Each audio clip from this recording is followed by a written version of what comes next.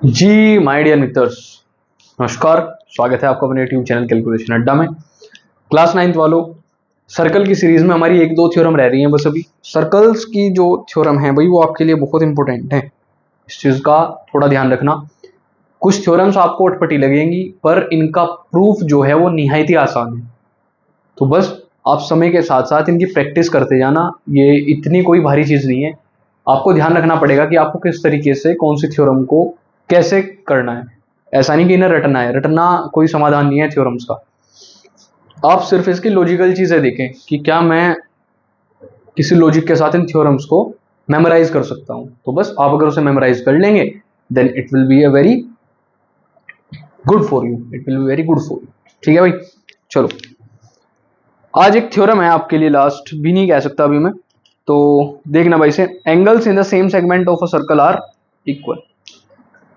Angles in the same segment of a circle are equal. कल हमने theorem पढ़ी थी भाई, हमने देखा था कि जो सेंटर पर एंगल बनता है वो ट्वाइस होता है, यानी डबल होता है जो एंगल कहीं भी बने पूरे सर्कल में। मतलब उस पर्टिकुलर आर्क को छोड़कर बचे हुए रिमेनिंग पार्ट पे जो एंगल बनेगा। देखिएगा बात क्या है भाई।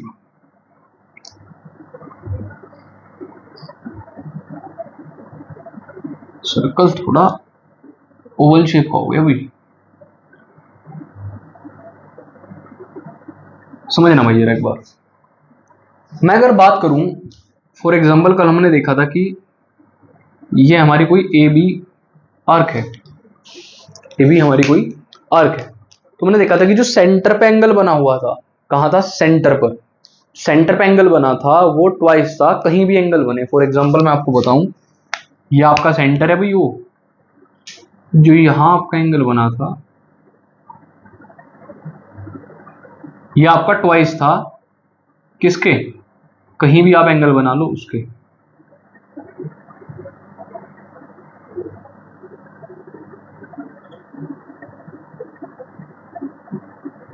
अभी के लिए आप इसे ही देखो भाई, कुछ इस टाइप से।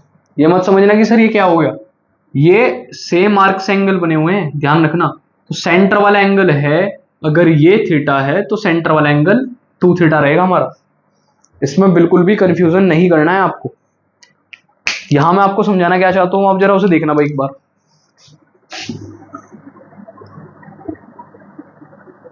थ्योरम हमारी कह रही है कि angle in the same segment are equal. Same segment में एंगल जो हमारे बनेंगे वो इक्वल बनेंगे। सेम सेगमेंट का मतलब है, फॉर एग्जांपल एक एंगल मेरा ये बना और एक एंगल मेरा ये बना भाई, जैसे कि मैं इसे नाम दे दूं सी और ये मेरा हुआ डी। कोई दिक्कत यहां तक? तो मुझे बताना है कि जो सेम सेगमेंट के अंदर एंगल बनेंगे, सेम सेगमेंट के एंगल का मतलब है कि जो एंगल ए सी बी होगा, ये वाला, ये एंगल ए डी बी के इक्वल होगा। ये होते हैं angle in the same segment. भाई एक बात बताओ, इसे अगर मैं यहां ज्वाइन करा दूं तो ये मेरी बन जाएगी एक कोड, और ये कोड की वजह से ऊपर वाला एरिया क्या हो जाएगा? टोटल का टोटल ये हो जाएगा मेजर सेगमेंट। तो ये वही कह रहा है कि सेम सेगमेंट में जो एंगल्स बनेंगे वो इक्वल बनेंगे। क्या बनेंगे? इक्वल बनेंगे। तो आओ इस थ्योरम को आज प्रूफ करते हैं आपके लिए। क्या गिवन है भाई? गिवन है आपको इसमें that A B is an arc. A B एक आर्क है। क्या प्रूव करना है आपको? इसमें प्रूव करना है कि angle A C B equals to angle A D B बनेगा। यहां तक किसी को कोई समस्या? एक छोटा सा कंस्ट्रक्शन करना भाई, ज्वाइन कराना ए ओ एंड बी ओ को। ओ मैं मान लेता हूं मेरा ये सेंटर है भाई, ये वाला। तो मैं करता हूं ए ओ और बी ओ को ज्वाइन करा रहा हूं अभी के लिए। आई होप आपको ये डॉटेड दिख रहा होगा भाई ब्लैक कलर से। ठीक है, मैंने इसे ज्वाइन कराया। अब ध्यान से एक चीज समझना भाई इसके प्रूफ में।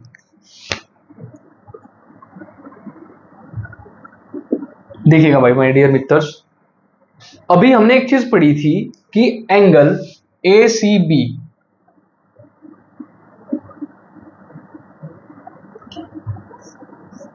पहले स्टेटमेंट लिखवाता हूं आपको तरीके से जिससे आपको थ्योरम याद आ जाए। Since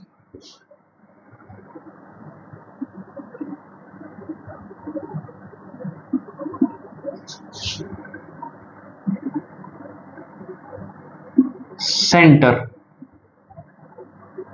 is twice the angle made at remaining part of the circle, remaining part of the circle, remaining part of the circle। ये स्टेटमेंट मैंने क्यों लिखा? इसी टाइप की थ्योरम आपने कल करी थी। टाइप की क्या? यही थ्योरम करी थी कि जो सेंटर पे एंगल बनेगा वो ट्वाइस होगा किसी भी पार्ट पे एंगल बने उसके। दैट इज, क्या मैं यहां लिख सकता हूं कि जो मेरा एंगल ये कह रहा है कि ये O है, तो इसका कहने का मतलब तो ये हुआ कि एंगल AOB जो है वो ट्वाइस है एंगल ACB के। बताओ भाई, इसका मतलब तो यही हुआ भाई, इसी आर्क पे बने हुए एंगल हैं, तो क्या एंगल AOB जो है, तो यहां से मैं एक चीज तो कह सकता हूं, दैट इज जो मेरा एंगल ACB है वो हाफ ऑफ एंगल AOB है। ये मैं इधर ले आया और इसे मैंने इक्वेशन फर्स्ट कह दिया भाई। बताओ यहां तो कोई दिक्कत? क्या सिमिलरली बिल्कुल इसी तरीके से मैं एंगल ADB को भी यही कह सकता हूं क्या कि ये भी एंगल AOB का हाफ है? ध्यान से देख लो भाई, मैंने लिखा क्या? मैंने कहा जो एंगल AOB है वो ट्वाइस है ACB के, एंगल AOB जो है ट्वाइस है ADB के। ये थ्योरम हमने कल प्रूव कर ली कि ये ट्वाइस आएगा ही आएगा, सेंटर पे बना हुआ है। तो क्या इन दोनों को लेकर मैं फ्रॉम फर्स्ट एंड सेकंड भाई ये भी इसके हाफ के इक्वल है, ये भी इसके हाफ के इक्वल है, तो क्या मैं एंगल ACB को एंगल ADB के इक्वल कह सकता हूं? मुझे ये बताओ अगर यहां किसी को कोई समस्या है तो। देखो भाई सर, क्या मुझे यही प्रूव करना था? बिल्कुल यही प्रूव करना था। बहुत ही छोटी सी थ्योरम थी, ये कह रहे थे कि एंगल जो है सेम सेगमेंट के अंदर इक्वल आएंगे, बस आप इतना हमें बता दो। आई बात समझ भाई? मैं आपको थ्योरम का नंबर बता देता हूं एक बार भाई। थ्योरम नंबर्स जो हैं चेंज हो रहे हैं आजकल, वो पुरानी और नई बुक के हिसाब से। तो मैं आपको एक बार 1 सेकंड का समय दीजिएगा आप।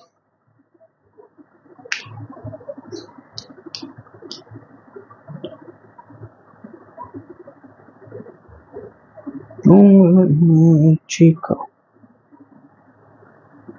10.9 है भाई, पुरानी के हिसाब से, नई वाली के हिसाब से 9.9 होगी। मैं इसे 9.9 ही लिख देता हूं। ये लो भाई,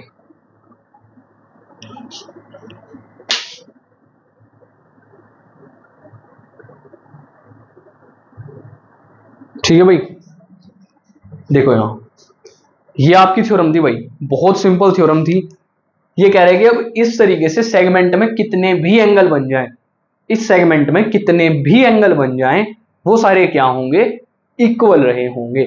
जैसे ACB बना है, फॉर एग्जांपल यहां मैं AEB बना दूं, बशर्ते आपको वो ज्वाइन कराना है क्या? आर्क से बने हुए एंगल होने चाहिए सेम आर्क से। अगर सेम आर्क से बने हुए हैं तो फिर आपको कोई समस्या नहीं आएगी। ठीक है भाई, तो आप इसे नोट करो। और